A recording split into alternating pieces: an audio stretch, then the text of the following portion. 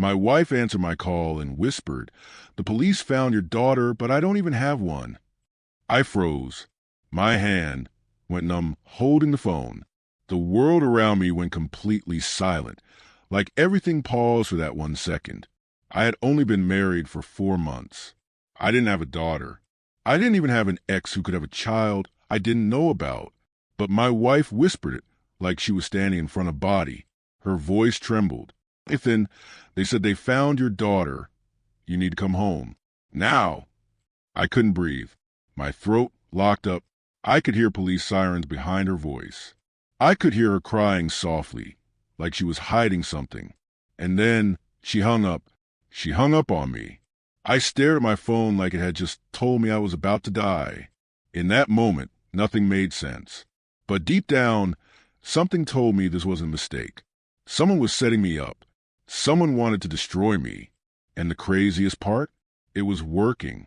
Before I tell you how everything began, if you're watching this right now, you need to hit that like button, subscribe, and stay with me till the end. Because what happened after that call changed everything about my life. My name is Ethan Cole. I'm 33 years old, a systems engineer from New Jersey. I've never been in trouble with the law. I don't drink. I don't cheat. I don't lie. I've always been the guy everyone trusts. 4 months ago, I married the love of my life, Emily Carter. We met at a mutual friend's charity fundraiser. She was funny, stunning, and full of light. She made me feel like I'd been sleepwalking through life before her. We had a quiet wedding, about 80 people, close friends and family. She wore this soft ivory dress that made me forget every pain I ever knew. I remember looking at her that day and saying to myself, I will die protecting this woman. We bought a small house just outside the city. She decorated the living room with cream-colored curtains and always played jazz on Sunday mornings. Everything felt perfect, almost too perfect. The first cracks came slow. A late-night phone call she stepped out to answer. A perfume on her jacket that wasn't hers. Her growing nervousness whenever my phone rang. I brushed them off, convincing myself I was just paranoid. Then came the strange letters. A plain white envelope on our doorstep. No return address. Inside, just a photo. A little girl, black hair, green eyes, smiling, and a note that said, "She looks just like you." I laughed it off at first. A prank, a mistake. But then a second letter came. This time, it was a birth certificate. My name was listed as the father, the child's name, Lily Cole. I never signed anything. I never had a child. Emily said nothing. She just stared at me like she already knew something I didn't. When I asked her why she looked so afraid, she said, "Ethan, there's something I need to tell you, but not yet." Those words lived in my chest like a ticking bomb. The following days were quiet but tense. She avoided eye contact. She flinched when my phone rang. And every night, I lay awake, replaying that little girl's smile in my head. One night, as I was driving home from work, I saw a police cruiser parked in front of our house. 2 officers standing at the door. Emily was outside, crying. I rushed out of the car, my heart punching against my ribs. "Mr. Cole," one of the officers said, "we need to speak with you." That was the night before the phone call. And exactly 24 hours later, Emily picked up the phone, whispering those 7 words that burned themselves into my mind forever. "The police found your daughter." A daughter I didn't know existed. A daughter I wasn't supposed to have. My chest tightened. My mind raced with questions. And just as I turned my car toward home, the officer on the line said something that sent ice down my spine. "She's not breathing."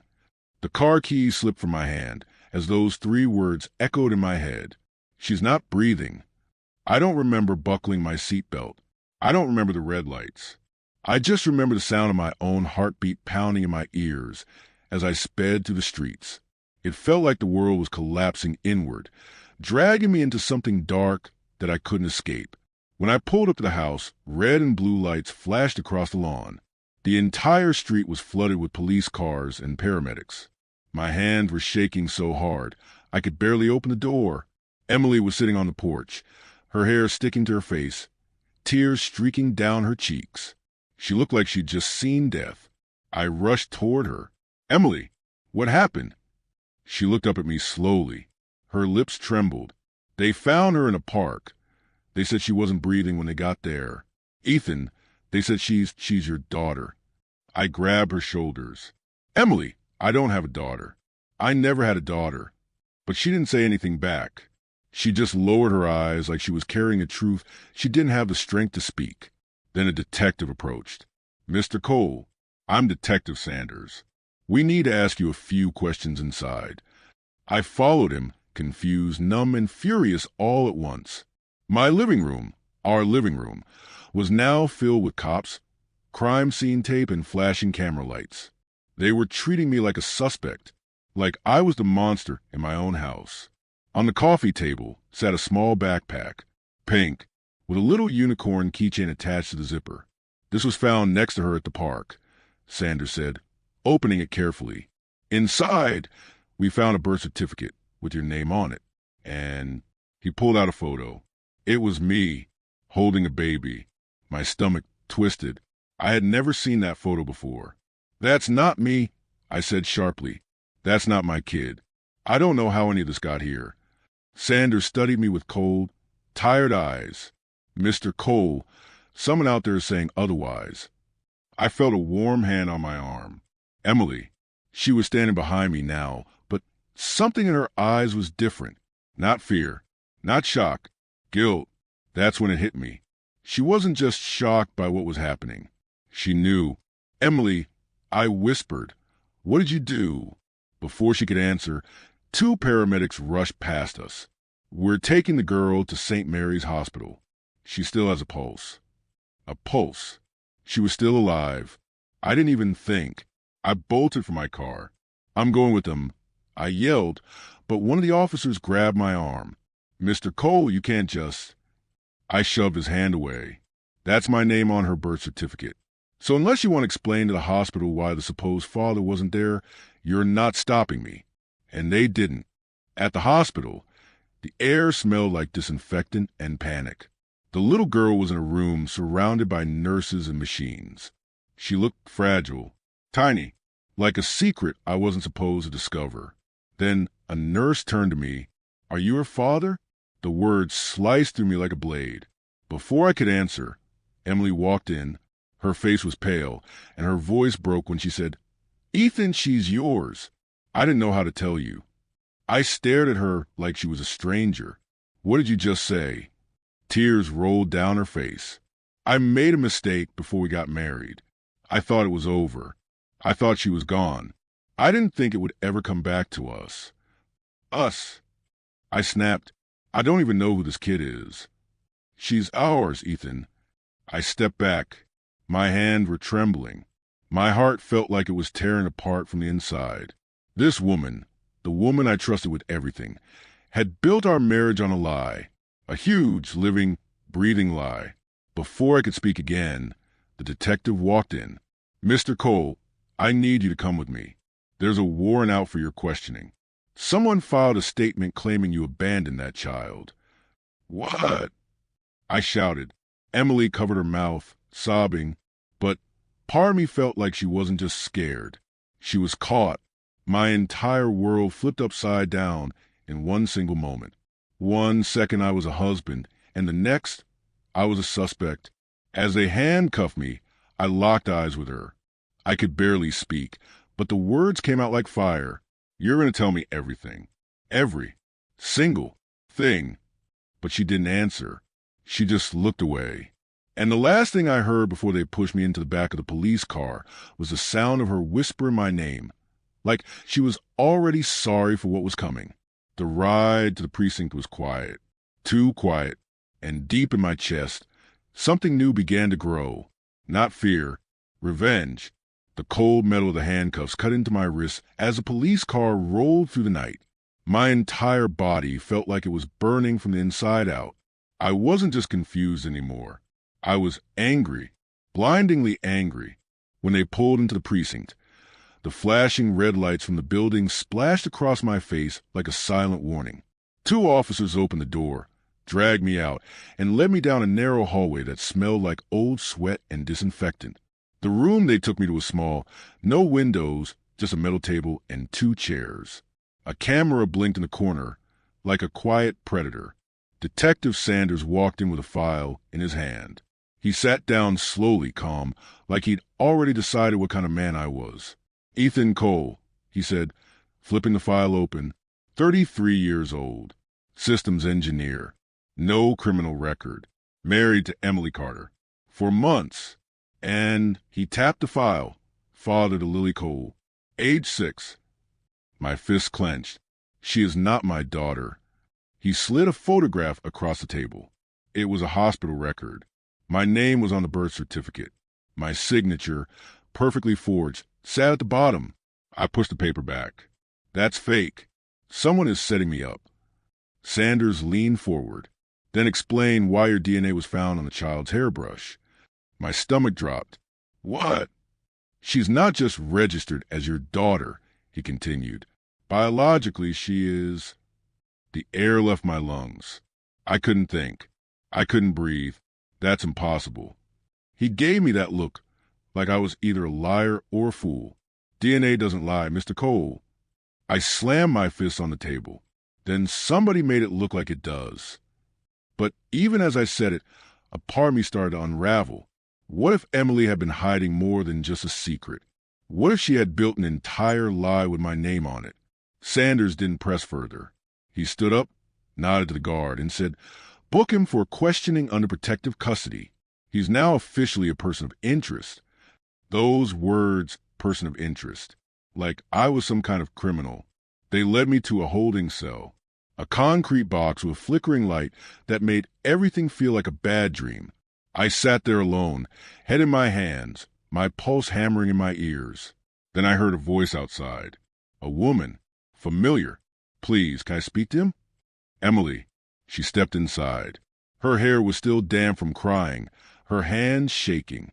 For a second, part of me wanted to believe she came to help me, to fix everything. But I saw it in her eyes. Guilt, fear, regret. "You lied to me," I whispered.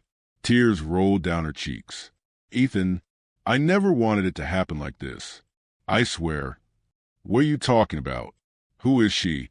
She hesitated. I had a child before we met. I gave her up. I thought she'd never come back. I didn't want to lose you." I stared at her like I was looking at a stranger. "And you didn't think I deserved to know?"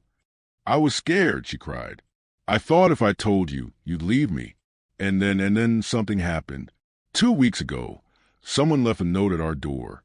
It said, 'We know the truth.'" She pulled a crumpled note from her pocket and slid it through the bars. I opened it with shaking hands. "You can lie to him, but you can't lie to blood." No name, no number, just that single line. Emily sobbed. "I didn't tell you because I thought I could fix it before it got this far. But someone wanted this to blow up." Her voice cracked. "And now Lily is fighting for her life in the hospital. They're saying she was poisoned, Ethan." My heart stopped.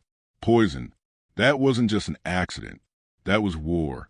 I looked at her through the bars, my voice turning into ice. "You hid your child from me. Someone poisoned her. And now they're trying to bury me for it." Emily's lips trembled. "There's more. There's something else I didn't tell you. Lily's biological father." Before she could finish, the cell door slammed open. 2 officers rushed in. "Mr. Cole, you're coming with us," one of them barked. The girl just flatlined. The world tilted. Everything spun. I was no longer just a husband. No longer just a man caught in a lie. I was about to be the prime suspect in the death of a little girl I never even knew existed. And as they dragged me out of the cell, a single thought burned in my head like a brand. Someone was going to pay for this. The hallway to the hospital ICU felt longer than any road I'd ever driven. My heart thudded against my chest like a hammer as 2 officers marched me down the sterile corridor. The walls were too white, the lights too bright. Everything smelled like bleach and death. I wasn't wearing cuffs anymore, but it didn't matter. Everyone looked at me like I was a villain.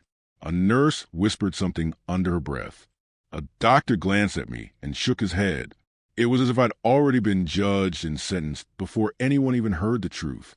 When we reached the door, Detective Sanders was waiting. His tie was loose, and there was a storm behind his eyes. "She's stable," he said, stepping toward me. She flatlined for 42 seconds, but the doctors brought her back. I let out a breath I didn't know I'd been holding. "She's alive?" "For now," he said coldly. "And that means you're still on the hook, Mr. Cole." I glared at him. "I didn't hurt that girl. I don't even know her." Sanders' voice dropped lower. "And yet your DNA says otherwise. The paperwork says otherwise. And that woman out there," he pointed to the waiting room where Emily sat, her face buried in her hands, "says you knew about the child. That cut deeper than the handcuffs ever could. She's lying." I spat. "She had everything for me." He didn't flinch. He didn't blink. He just nodded to the nurse, and they opened the ICU door. The moment I stepped in, I froze. Lily. She was so small on that hospital bed. Her little chest rose and fell under the ventilator. Tubes ran into her arms. There was a teddy bear beside her, worn and old, like it had been with her for years. And even though I had never met her, looking at her felt like someone was carving something deep into my soul. She looked so much like me. My jaw clenched. My eyes burned. I'd spent my life building everything on logic, on order, on trust. And now everything around me screamed chaos. A doctor in a white coat walked in. "Are you the father?" I opened my mouth, then closed it. The words stuck in my throat. I whispered. "I don't know anymore." He gave me a puzzled look. "She's been poisoned. It's a slow-acting toxin. Probably slipped into something she ate. We're running tests to identify the substance. But whoever did this wanted to hurt her slowly." My fists clenched. My entire body stiffened with rage. Who would poison a 6-year-old child? I turned around and saw Emily in the doorway. Her hands were trembling. Her makeup was smeared from crying. And when our eyes met, I didn't see my wife anymore. I saw secrets. "Ethan," she whispered, stepping closer. "We need to talk. Alone." Sanders gave me a warning look, but stepped back just enough. She came close enough for me to smell the fear on her. "There's something I didn't tell you," she said, her voice cracking. I stared at her, jaw tight. "What now?" "Lily's biological father," she swallowed hard. "He's not a good man. I didn't want him anywhere near us. That's why I hid everything. He used to hurt people. He's dangerous." "Who is he, Emily?" I hissed. "Say his name." "Jason Reed." My entire body stiffened. Jason Reed wasn't just a name. He was a ghost from my past. He used to work with me at my old company. Brilliant mind, deadly temper. The kind of man who smiled at you while he held a knife behind his back. We were friends once, until he got fired after hacking confidential government data. No one had seen him since. And now she was telling me he was the father of this child. Emily's voice broke. "He found me before the wedding. He said if I didn't give him something he wanted, he'd ruin everything. I didn't tell you because I thought he was bluffing." "Something he wanted?" I said slowly. Her lips trembled. "You." The words hit like a sledgehammer. "Me." She nodded. "He said he wanted to use your name, your clean record, your job. He wanted everything you had. He said if I didn't help him, he'd hurt Lily." I felt sick. "And so you lied to me and helped him anyway?" Tears streamed down her cheeks. I thought I could control it. I didn't know he'd actually hurt her. I didn't know he'd go this far. I turned away from her, hands on my head, pacing. The rage inside me wasn't just fire anymore. It was a storm. Jason Reed wasn't just a mistake. He was behind this. He had used Lily, Emily, and my name to build a trap. And now I was standing right in the middle of it. But before I could say another word, a nurse burst into the room. "Doctor," her heart rate's dropping again. Alarms went off. Nurses rushed in. Machines beeped wildly. Emily screamed. I stood frozen, watching Lily's tiny body fight for air as the doctors worked. Sanders grabbed my arm. "Mr. Cole, we need to step out." I didn't move. I couldn't. The sound of the flatline monitor filled the room like a scream. And right then, I made a silent promise. If Lily didn't make it, Jason Reed wasn't going to breathe easy ever again, not for the rest of his life. The sound of the flatline alarm cut through me like a blade. Nurses rushed to bedside. A doctor shouted for a crash cart. Emily screamed Lily's name until her voice cracked. I just stood there, frozen, watching a 6-year-old girl I'd never met until that night fight for her life. Felt like being ripped open from the inside. And the worst part? Everyone in the room looked at me like I was the one who poisoned her. After what felt like forever, the monitor gave a weak beep. Then another. Then another. She's stabilizing. The doctor finally breathed out, sweat dripping down his forehead. We got her back. Emily collapsed to her knees, sobbing. I didn't cry. I just stared at Lily, this little girl who was dragged into a nightmare I didn't even create. But I knew now I was part of it, whether I liked it or not. Detective Sanders stepped back into the room. His voice was low, sharp, controlled. Mr. Cole, we need to talk. Now. He led me down the hall to a small consultation room. 2 officers followed. I could tell they didn't bring me here to comfort me. Sanders threw a folder on the table. Inside were photos, documents, bank records, all of them with my name on them. Accounts I never opened, transactions I never made, receipts for shipments I never authorized.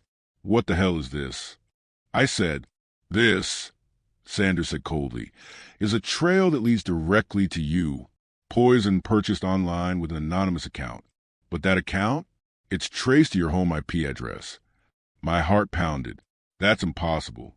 Someone's setting me up. His face didn't move. Or you're lying. Detective, listen to me, I said, leaning forward. Jason Reed is behind this. He worked with me years ago.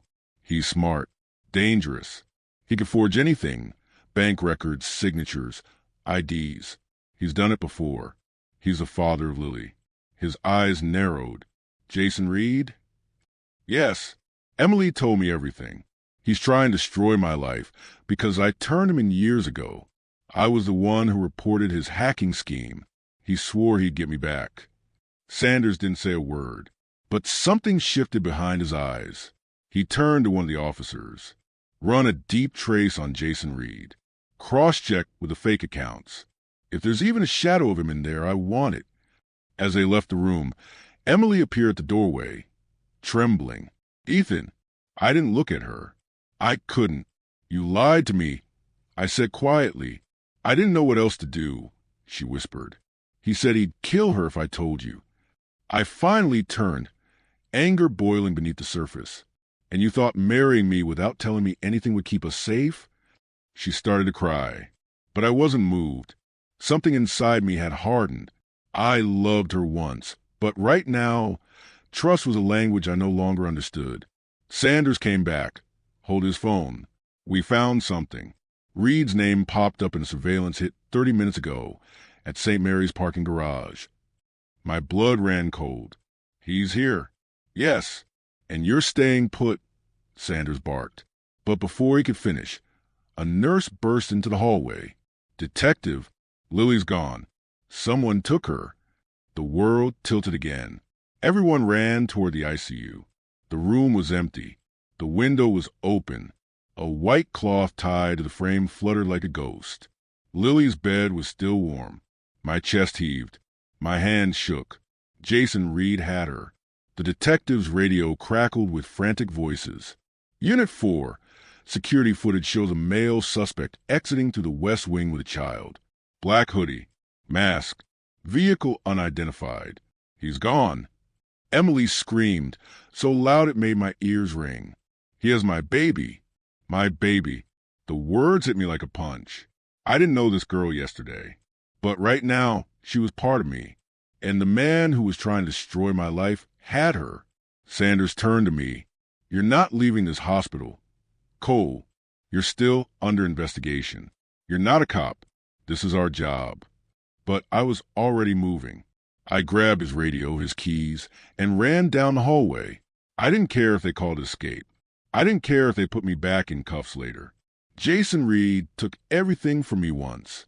I wasn't going to let him take her too. Emily caught up to me, breathless. Ethan, don't do this alone. I turned to her slowly. You lied to me, Emily. But this is bigger than us. If I don't get her back, none of this will matter. The look in her eyes said it all. Fear, regret, love, and something else. Trust wanted to know if I could give back. As I jumped into Sanders' unmarked car, I made one silent vow. I wasn't going to let Jason Reed win. Not this time. The night air cut through my lungs like ice as I sped down the highway. Every nerve in my body burned with one thought. Jason Reed had Lily. The city lights blurred around me. My hands clenched the steering wheel like I was holding on to the last thing I had left. My life had been ripped apart in less than 48 hours. My name, my marriage, my freedom. And now a little girl who bore my blood was in the hands of the man who had sworn to destroy me. I wasn't driving like a man anymore. I was hunting. My phone buzzed. An unknown number. I answered. A low, calm voice slid to the speaker like venom. Ethan, you always did make things too easy. Jason, I growled. Nice car, he said, laughing softly. Stolen, I assume. Not bad for a systems engineer. Where is she? I barked. Relax, he said, almost playful. She's alive. For now. But that depends on how well you follow instructions. No police. No hero moves. Just Daddy come and say goodbye to his little girl. My blood boiled. She's not yours to hurt. He laughed again. She was mine first. You took everything from me. My job. My reputation. Now I'm taking everything from you. Piece by piece. The line went dead, and then my phone pinged with a location. A warehouse. Abandoned. South end of the docks. It was the same place where Jason and I once ran Black Ops during our old contract job. He was bringing me back to where it all began, just to finish it. I pulled up in the shadows, engine off, heart pounding. A single light flickered from the top window. I could hear the wind howling through broken glass. I slipped inside quietly. The smell of rust and oil filled the air, and then I saw her, Lily, tied to a chair in the center of the room, a cloth over her mouth, her tiny body trembling. Ethan, she whimpered through the gag, and behind her, leaning against a steel beam like a serpent waiting for its prey, Jason Reed, 5. His grin was slow, deliberate, cruel. He hadn't aged much since I last saw him, just sharper, more dangerous. You came, he said. Good. I was hoping you wouldn't disappoint me. I took a step closer. Let her go. He tilted his head. Why should I? You didn't show me mercy when you turned me in. You hacked a classified server. I snapped. You were about to sell data that could have gotten people killed. He smirked. And because of that, I lost everything. But then I found Emily. Sweet, guilty Emily. She was easy to bend, easy to scare. And through her, I found you. You used her. I growled. No, Ethan. I used you. I clenched my fists. My breath grew hot. I didn't bring a gun. But I didn't need one. Jason reached into his jacket and pulled out a syringe filled with a clear liquid. The same toxin. This time, a full dose.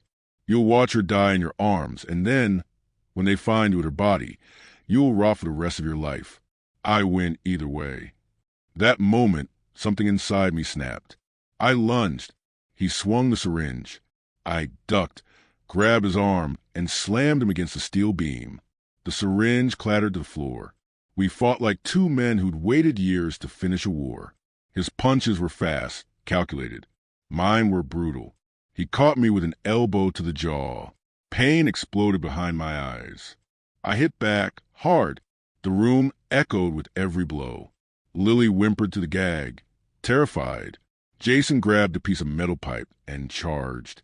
I dodged, grabbed his arm mid-swing, twisted it until he screamed, and drove my knee into his gut. The pipe fell. I caught it. You think you're the hero, he spat, blood on his teeth.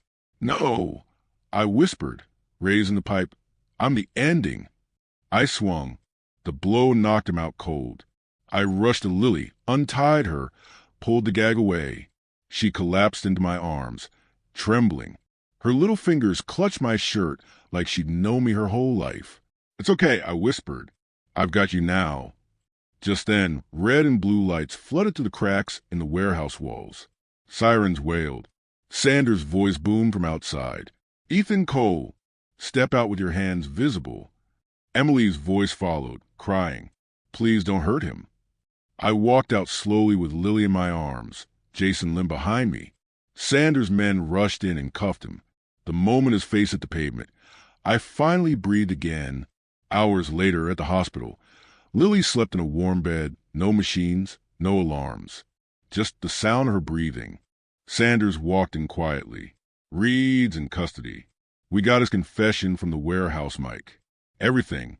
The poison, the frame-up, the fake accounts. You're clear, Cole." I exhaled. For the first time in days, the weight lifted. Then Emily walked in. Her face was streaked with tears. She sat on the edge of the bed and whispered, "I'm so sorry. I should have trusted you. I should have told you everything." I looked at her for a long time. I didn't give her a speech. I didn't promise forgiveness. I just said the only truth I had left. She deserves better from both of us. She nodded slowly, knowing that our marriage might never be the same again, but also knowing Lily was alive. And so was the truth. I stepped outside, the night cool against my face. Jason Reed thought he could break me. Instead, he gave me something I never expected. Something real. Not just revenge. A reason to fight. A reason to live. As the stars blinked above the hospital roof, I whispered her name for the first time with the kind of quiet strength I'd never felt before. Lily. The nightmare was over, but the father in me was just beginning.